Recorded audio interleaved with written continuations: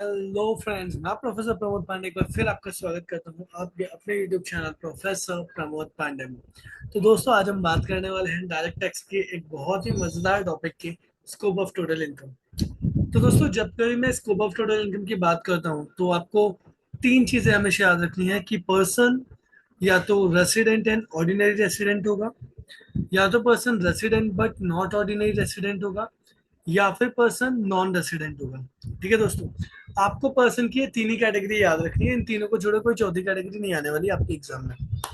तो अगर बंदा रेसिडेंट एंड ऑर्डिनरी रेसिडेंट है तो इतना समझ लो, उस बंदे को दुनिया की सारी इनकम टैक्सेबल होगी।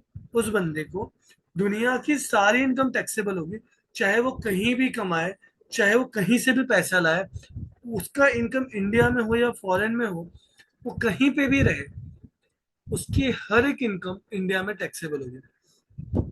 उसके बाद जो बंदा resident but not ordinary resident होता है दोस्तों, उसके सिर्फ वही इनकम इंडिया में टैक्सेबल होती है जिसको वो या तो वो इंडिया से कंट्रोल कर रहा है, या फिर वो इंडिया में अर्न कर रहा है और इंडिया में रिसीव कर रहा है। तो अगर आप कोई भी इनकम इंडिया में अर्न कर रहे हो या फिर इंडिया में रिसीव कर रहे हो तो फिर वो टैक्सेबल होगा, चाहे आप रेसिडेंट एंड ऑर्डिनरी रेसिडेंट हो तो, चाहे आप resident but not ordinary resident हो तो, चाहे आप नॉन रेसिडेंट हो तो भी। मतलब नॉन रेसिडेंट बंदे को सिर्फ ये एक ही इनकम ऐसी है जो हमेशा टैक्सेबल होगी, income accrue or arise in India और income received in India. If any income accruing or arising from India, then that income is taxable to everyone. If any income receiving from India or any income receiving in India, then that income is taxable to everyone. Apart from that, nothing will be taxable to non-resident. ठीक है दोस्तों, आज के lecture में, आज के session में हम चार पांच अच्छे क्वेश्चन करने वाले हैं स्कोप ऑफ टोटल इनकम के लिए। तो चलिए शुरू करते हैं। दोस्तों, अगर मैं यहाँ पे बात करूं स्कोप ऑफ टोटल इनकम की, तो यहाँ पे क्लियर कट मेंशन किया हुआ है आपके सामने। अगर आप रेसिडेंट एंड ऑर्डिनरी रेसिडेंट हो तो क्या होगा, अगर आप resident but not ordinary resident हो तो क्या होगा, और अगर आप नॉन रेसिडेंट हो तो क्या होगा। सबसे पहले इसने बोला है इनकम रिसीव्ड और deemed to be received in India during the previous year. आपने पिछले साल में कुछ इनकम अर्न की है। कहां से अर्न की है दोस्तों? आपने अर्न की है इनकम इंडिया से। तो अगर आप इंडिया से कोई भी इनकम अर्न करते हो तो वो हर किसी को टैक्सेबल होगा दोस्तों, चाहे आप किसी भी तरीके के रेसिडेंट क्यों ना हो, चाहे आप नॉन रेसिडेंट ही क्यों ना हो। सेकंड इसने बोला है इनकम अक्रू और अराइज और deemed to accrue or arise in India. Again दोस्तों, जैसा मैंने आपको लेक्चर के स्टार्टिंग में बताया था, अगर कोई भी income accrue or arise from India हो रही है दोस्तों, तो भी वो हर किसी को टैक्सेबल हो जाएगी। Now the third part, income accrue or arise outside India during the previous year. यहाँ पे आपकी इनकम अक्रू और अराइज जो हो रही है वो आउटसाइड इंडिया हो रही है। तो दोस्तों, यहाँ पे आप एकदम ध्यान से देखिएगा कि रेसिडेंट एंड ऑर्डिनरी रेसिडेंट के लिए तो ये टैक्सेबल है, taxable even if such income is not received or brought to India during the previous year. आप लाओ आप मत लाओ, आपको ये इनकम टैक्सेबल होगी अगर आप रेसिडेंट एंड ऑर्डिनरी रेसिडेंट हो तो। लेकिन अगर आप resident but not ordinary resident हो तो ऐसे सिनेरियो में ये इनकम आपको तभी टैक्सेबल होगी दोस्तों, जब आप बिजनेस को कंट्रोल कर रहे हो इंडिया से। जब आप बिजनेस को कंट्रोल कर रहे हो, कहां से कंट्रोल कर रहे हो? इंडिया से कंट्रोल कर रहे हो। और अगर आप नॉन रेसिडेंट हो दोस्तों, तो आपको ऐसी इनकम कभी भी टैक्सेबल नहीं होगी, क्योंकि मैंने आपको ये लेक्चर के स्टार्टिंग में ही बता दिया दोस्तों, ये थंब रूल है कि जब कभी भी कोई भी इनकम इंडिया में अक्रू और राइज होती है या फिर रिसीव्ड होती है, वही इनकम नॉन रेसिडेंट बंदे को टैक्सेबल होती है। दोस्तों, आप एक एग्जांपल के साथ याद रख सकते हो, मेरे द्वारा बोली गई सारी बातें काल्पनिक है, इनका वास्तविक जीवन से कुछ लेना नहीं है, पहले बता रहा हूँ, पर्सनल लाइफ में कोई नहीं लेगा। तो यहाँ पे जो रेसिडेंट एंड ऑर्डिनरी रेसिडेंट है, इसको आप मैरिज इंसान समझ लो, जो मैरिड आदमी है। ये बंदा कहीं पे भी जाए, इसकी हालत खराब ही होने वाली है, कहीं पे भी कुछ भी कमाए, इसको लाके घर पे देना ही है। Resident but not ordinary resident को आप अपनी गर्लफ्रेंड समझ सकते हो, अगर उसने पकड़ लिया तो आपको देना है, अगर उसने नहीं कंट्रोल कर पाई तो आपको नहीं देना। नॉन रेसिडेंट जो बंदा है भाई, ये आपके फॉरेन वाले फ्रेंड्स हैं, ये वही बंदे हैं जिनसे आपके घर वालों को कुछ लेना नहीं है और जिनको आपके घर से कुछ लेना नहीं है, तो ये नॉन रेसिडेंट है। ठीक है, तो ये तीनों को आप एक छोटे से एग्जांपल के साथ ऐसे याद रख सकते हो। अब आते हैं हम लोग क्वेश्चन की तरफ, चलिए बढ़ते हैं, देखते हैं कैसे कैसे क्वेश्चन को सॉल्व कर रहे हैं। Question number 1, from the following particular of income furnished by mister Anirudh pertaining to the year ended, sorry दोस्तों, ये है आपका to the year ended 31st March 2025, compute the total income for the assessment year for the assessment year 2025-26 if he is resident and ordinary resident, resident but not ordinary resident and non-resident। तो चलिए शुरू करते हैं दोस्तों। ये जो question है बहुत ही प्यारा क्वेश्चन है और ये क्वेश्चन आपको काफी अच्छी तरीके से समझ में आना चाहिए। तो एक एक करके जाएंगे, धीरे धीरे हल्लू हल्लू समझने की कोशिश करेंगे। Short term capital gain on sale of shares of an Indian company received in Germany. दोस्तों इंडियन कंपनी है, अगर कंपनी ही इंडियन है तो income accrual arise from India हो गया। तो दोस्तों ये जो 15,000 है ये तो भाई सबको टैक्सेबल होगा, इसमें कोई दो राय नहीं है। तो चलो आ जाओ, हम साथ साथ में सॉल्व करते जाएंगे दोस्तों। तो ये जो 15,000 है दोस्तों, ये तो हर किसी को टैक्सेबल हो जाएगा।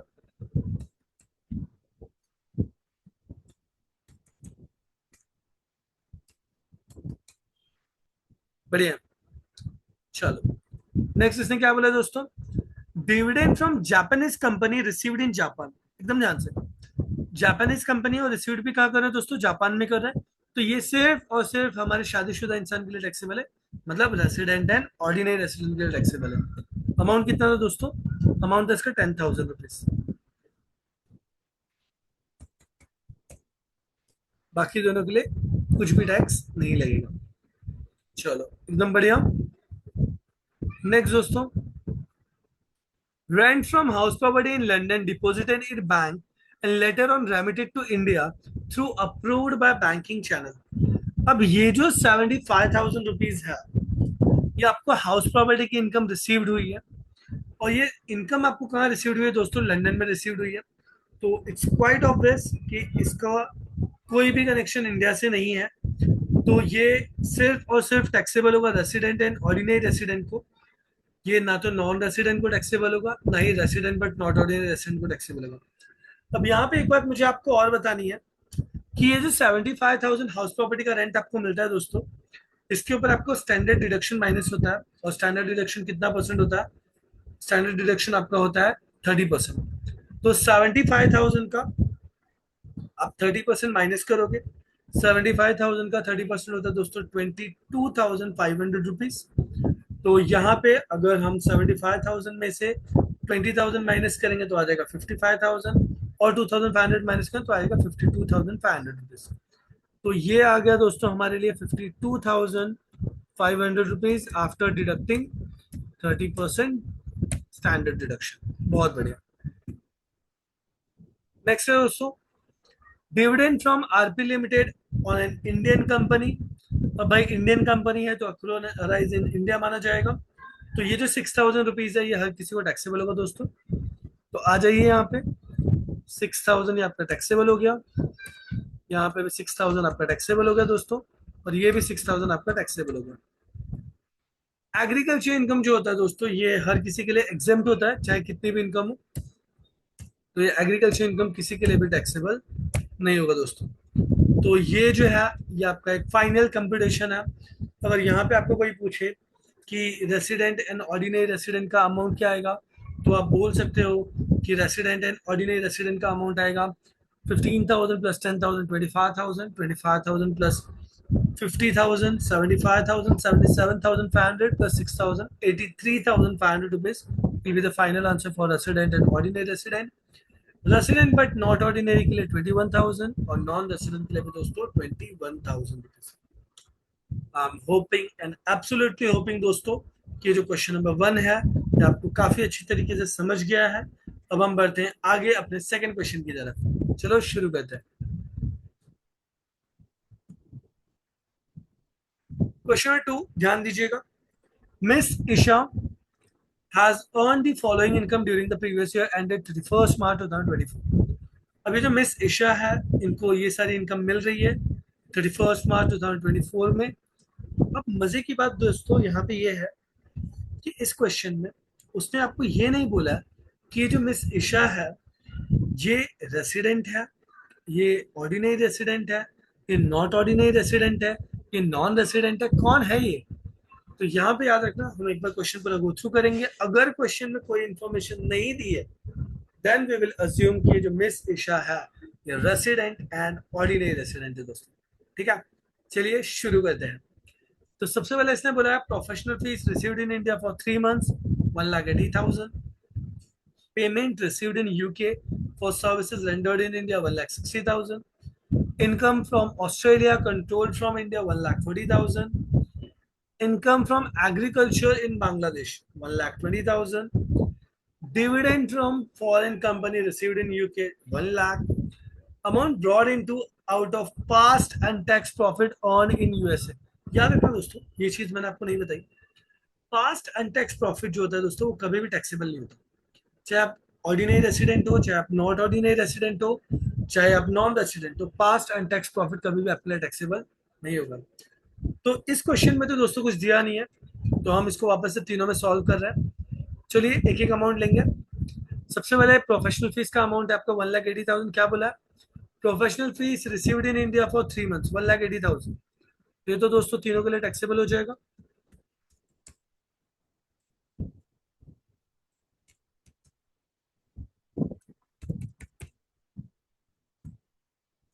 उसके बाद दोस्तों इसने क्या बोला है?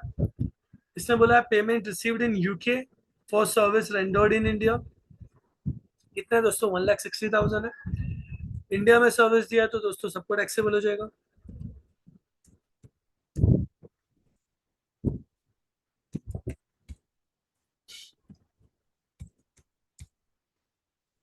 अगला दोस्तों क्या है देखते हैं। Income from Australia controlled from India, तो 1,40,000 ये खाली पहले दोनों को आएगा, क्योंकि रिसीव्ड दोस्तों वहीं पे हुआ है ना, तो इसके लिए नॉन रेसिडेंट को नहीं आएगा। और ये इंडिया से कंट्रोल था, इसके लिए ऑर्डिनरी रेसिडेंट को आएगा, नॉट ऑर्डिनरी रेसिडेंट को आएगा, सॉरी। नेक्स्ट है दोस्तों income from agriculture in Bangladesh. याद रखना दोस्तों, एग्रीकल्चर इनकम इंडिया का एग्जाम्पल है। अगर आप इंडिया के बाहर जाके खेती कर रहे हो मतलब आप अमीर इंसान हो भाई, आपके पास इंडिया के बाहर भी खेत है, आप वहां के लोगों की जाके मदद कर रहे हो, तो मतलब आप अमीर हो, आपको टैक्स देना पड़ेगा, आपके लिए एग्जाम नहीं है। तो income from agriculture in Bangladesh 1,20,000 taxable है दोस्तों। 1,20,000। आई एम अज्यूमिंग कि ये इनकम हमको रिसीव भी वहीं पे हुई है। नेक्स्ट है दोस्तों dividend from foreign company received in UK, तो ये भी हमारे सिर्फ एक ही दुखी इंसान को टैक्सेबल होगा, 1 लाख।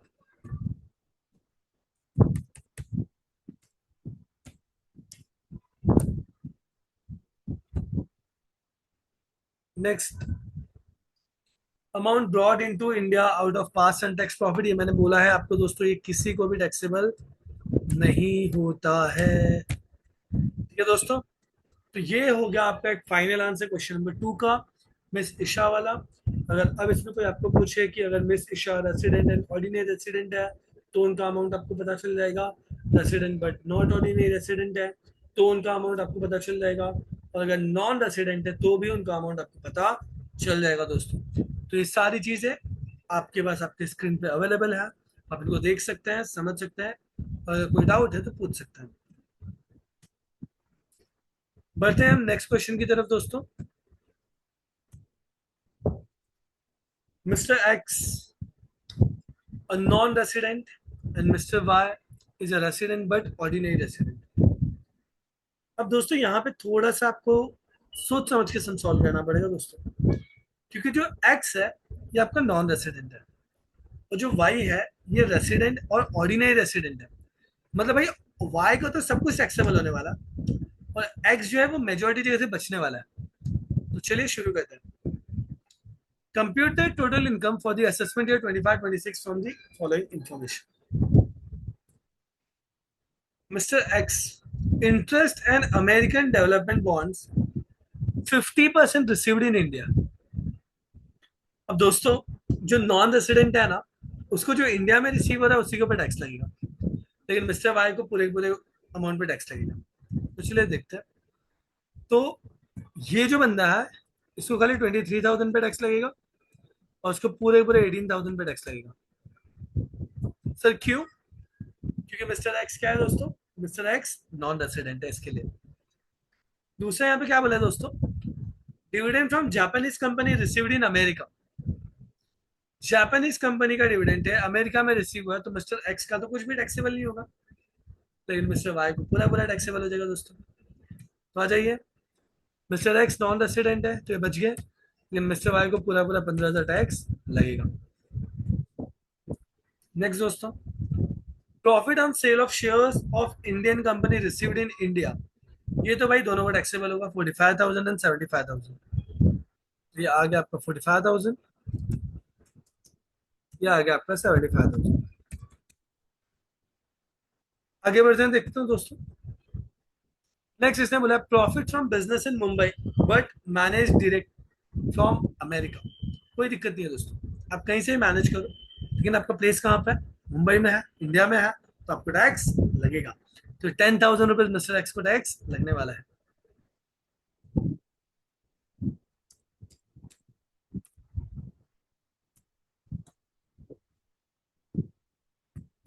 नेक्स्ट क्या है दोस्तों? Income from business in Mumbai. Mumbai में है तो भाई सबको टैक्स लगेगा, चाहे आप नॉन रेसिडेंट रहो चाहे आप इंडिया के रहो। 32,000 एंड 28,000।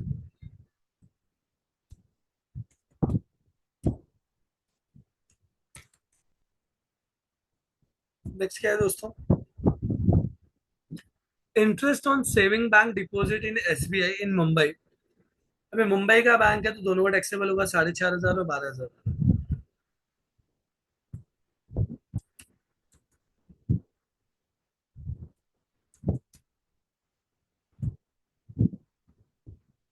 इसके बाद दोस्तों, rent received in respect of house property in Mumbai. Again Mumbai का है, दोनों को टैक्सेबल होगा, 96,000 एंड 55,000।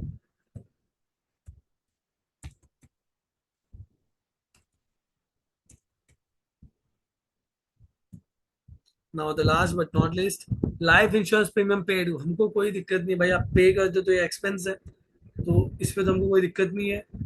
ये अगर हम टोटल कंपटीशन का सम करते तो इसका हम डिडक्शन ले लेते दोस्तों, फिलहाल तो इसका कोई रोल नहीं है। तो ये हो गया आपका क्वेश्चन नंबर 3 भी सॉल्व।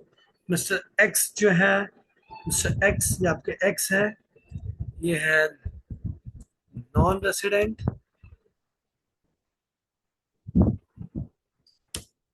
और मिस्टर वाई जो है ये रेसिडेंट एंड ऑर्डिनरी रेसिडेंट। ठीक है दोस्तों, तो ये क्वेश्चन हमने कर लिया है, question number 3। Now I am hoping and absolutely hopping दोस्तों कि आपको स्कोप ऑफ टोटल इनकम अच्छे से समझ में आ गया है। हमने जो अपना पहला लेक्चर रिकॉर्ड किया था दोस्तों, उसमें हमने रेसिडेंशियल स्टेटस किया था। अब हम दो क्वेश्चन कंबाइन करने वाले हैं। देखता हूं मैं कि आपको कितना समझ में आया है, तो मैं ये भी देखना चाहूंगा कि आपको चीजें अच्छे से समझ में आ रही हैं या नहीं आ रही। नेक्स्ट क्वेश्चन है, ध्यान से सुनना, समझने की कोशिश करना और मेरी हेल्प करना इस सबको सॉल्व करने में। Miss Sunny, actress of Indian cinema, citizen of Sri Lanka. She come to India on 10th April 2020। एकदम ध्यान से दोस्तों, ये इंडिया में कभी आई है? 10th अप्रैल 2020 को आई है। She stayed in India till 25th June 2024। ये 25th जून 2024 तक इंडिया में थी। मतलब दोस्तों, जो हमारा प्रीवियस ईयर है, प्रीवियस ईयर 25-26 करंट ईयर है, और 24-25 प्रीवियस ईयर है। तो प्रीवियस ईयर का अगर मैं कैलकुलेशन करूं दोस्तों, तो ये 25 जून तक थी इंडिया में, मतलब अप्रैल पूरा थी 30 दिन, अप्रैल के बाद ये मई पूरा थी, और 25 जून तक इंडिया में थी। तो मतलब ये पहले 86 डेज हमारे पास इंडिया में रह चुकी है। She went back to her home country and again came back to India on 11th February 2025। ये दोस्तों 11th फरवरी को आई, मतलब फरवरी में ये 18 डेज रही थी, मार्च में ये 31 डेज रही थी। ठीक है, compute your residential status for assessment year 2025-26। ठीक है दोस्तों, चलो अब आप मुझे एक बात बताओ। ये बंदी 2020 से इंडिया में रह रही थी, तो यहाँ पे हमको एक चीज तो पता है कि वो कंटिन्यूअस बेसिस पे 2020 से इंडिया में थी। तो मतलब 2020-21, 2021-22, 2022-23 और 2023-24, ये 4 साल तो वो इंडिया में थी ही थी। मतलब 365 इंटू 10, सॉरी 365 इंटू 4 कर दूं मैं, तो मतलब हो जाएगा आपका 1460 डेज। उसमें से 10 दिन माइनस कर दो, तो 1450 डेज तो वो इंडिया में थी। आ जाओ अब देखते हैं यहाँ पे। ये पहले कैलकुलेशन कर रहे हैं हम लोग। 1450 डेज वो थी इंडिया में, क्योंकि वो आई कभी थी, वो 10 अप्रैल को आई थी दोस्तों। और उसके पहले पास्ट ईयर में वो 135 डेज थी इंडिया में। यहाँ पे भी 135 डेज थी। अगर किसी को समझ में नहीं आ रहा दोस्तों 135 डेज कैसे थी, तो ये मैं कर दे रहा हूँ यहाँ पे। अप्रैल में 30 दिन, मई में 31 डेज, जून में 25 डेज, फरवरी में 18 डेज एंड मार्च मंथ में 31 डेज।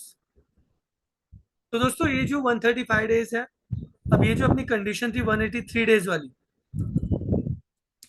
ये तो दोस्तों ये सेटिस्फाई नहीं कर रही है। तो यहाँ पे आ जाएगा नॉट सेटिस्फाइड।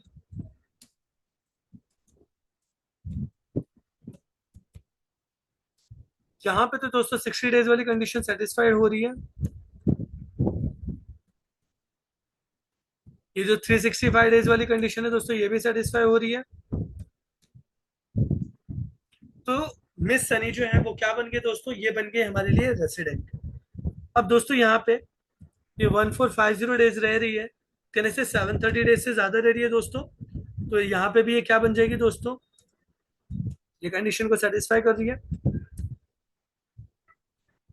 इसके बाद दोस्तों 2 साल रहना है, तो ये तो 3 साल कंटिन्यूसली रह रही है, 4 साल। तो ये भी दोस्तों 4 ईयर्स ये रह रही है यहाँ पे। तो ये भी आपके लिए क्या हो जाएगा दोस्तों, सेटिस्फाई हो जाएगा। अगर आप 4 ईयर्स की जगह पे इसको 3 ईयर्स, 1 साल का अगर आप बैकअप भी पकड़े, तो भी ये सेटिस्फाई होता है। ठीक है। तो यहाँ पे दोस्तों ये जो मिस सनी है, ये आपके लिए क्या बन गई दोस्तों, ये मिस सनी आपके लिए बन गई रेसिडेंट एंड ऑर्डिनरी रेसिडेंट। तो दोस्तों अगर miss Sunny resident and ordinary resident है, तो इनके लिए दुनिया की सारी इनकम क्या हो जाएगी दोस्तों, टैक्सेबल हो जाएगी। तो चलिए सॉल्यूशन के लिए आ जाते हैं हम। तो यहाँ पे जो जितना भी अमाउंट आपको दिख रहा है ना दोस्तों, 1,80,000, 6 लाख, 5 लाख, तो सारी चीजें आ जाएंगी यहाँ पे। 1,80,000, 6 lakh, 5 lakh,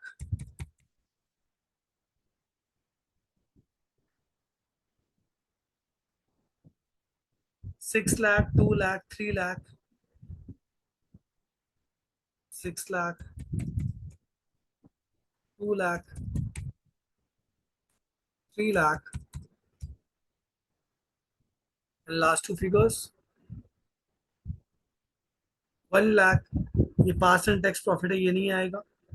royalty from Indian company ये आएगा, तो 1 लाख नहीं आएगा, 40,000 आएगा।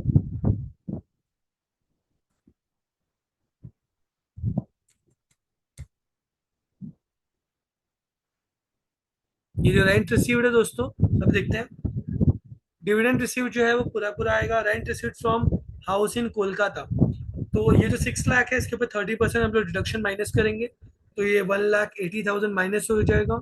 तो यहाँ पे आपका टैक्सेबल अमाउंट आएगा 4,20,000। Income from agriculture in Sri Lanka taxable है दोस्तों। Income from business Dhaka Mumbai taxable है। चेन्नई स्विट्जरलैंड टैक्सेबल है। Income from profession in Chennai taxable है, पास एंड टैक्स प्रॉफिट नहीं है टैक्सेबल।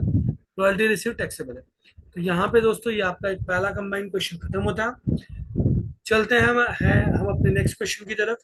दोस्तों I am hoping and absolutely hopping कि यहाँ तक की चीज आपको अच्छी तरीके से समझ में आ रही है। Now this is our last question दोस्तों। मिस सोना, A UK national comes to India for the first time on 25th April 2020. During the financial year 2020 21, 21 22, 22 23, 23 24, 24 25. She was in India for 130 days, 90 days, 3 days, 200 days and 65 days respectively. मतलब दोस्तों वो last year में 65 days रही थी, इतना आपको याद रखना। ठीक है। अब इसके पहले ये कितना दिन रही थी वो आप एक बार कंप्यूट कर लो। तो ये रही थी 130 days plus 90 days plus 3 days plus 200 days. Okay, तो उसके पहले ये 423 डेज रह चुकी है। तो रेसिडेंशियल स्टेटस में तो मुझे नहीं लग रहा है कोई दिक्कत आनी चाहिए हमारी। यहाँ पे लास्ट ईयर ये थी अपने पास 65 डेज, तो ये तो नॉट सेटिस्फाई है।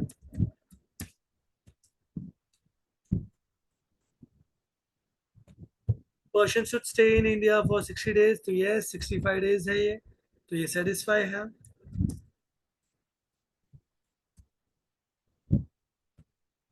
ये भी सेटिस्फाई है, 423 डेज हो रहे हैं।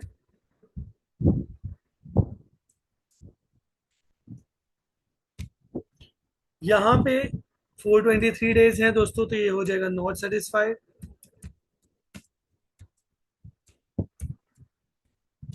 और यहाँ पे भी ये एक भी साल रेसिडेंट नहीं बन पा रहा है, क्योंकि 200 डेज के पीछे भी अगर हम जाए तो वो नहीं हो पाएगा, तो इसके लिए ये यहाँ पे भी 0 ईयर्स हो जाएंगे, तो ये भी हो जाएगा not satisfied.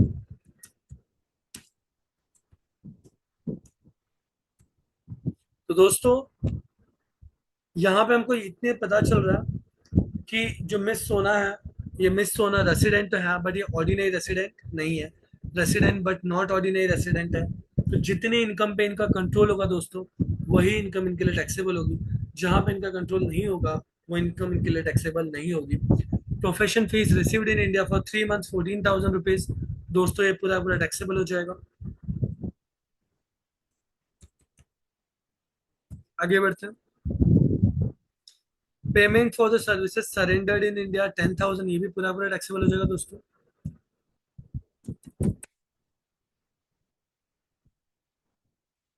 Income from business in Nepal being controlled in India, ये भी टैक्सेबल होगा दोस्तों 9,000।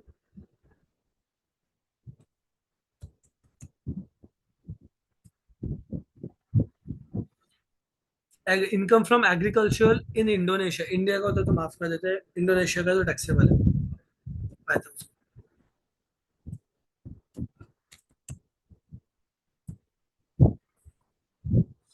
Interest received in Paris to respect of securities in French company, कोई दिक्कत नहीं है दोस्तों, पेरिस का इंटरेस्ट है और वो फ्रेंच कंपनी के प्रोस्पेक्टस में रिसीव्ड हुआ है, तो ये हमारे इंडिया में रिसीव नहीं हुआ है, तो ये हमारे लिए टैक्सेबल नहीं होगा।